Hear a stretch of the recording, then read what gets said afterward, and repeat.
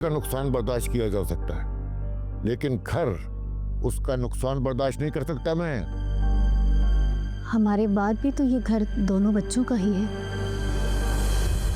किन दोनों बच्चों का है? खालिद और अंबर। अंबर का इस घर में कोई हिस्सा नहीं है, समझी तुम? क्यों? बेटी है वो हमारी, और उसको तो जहेज में भी कुछ नहीं दिया था हमने। अंबर को इस घर से रुखसत कर दिया ना, अब जो कुछ है वो उसके ससुराल में है। और ये बात तुम अंबर को न कह देना कि उसके ससुराल वाले इस घर में अंबर के हिस्से की आस लगा के बैठ गए। और सोने दो मुझे, तुम्हारे कहने से मैं घर के पेपर खालिद को नहीं दूंगा, समझी?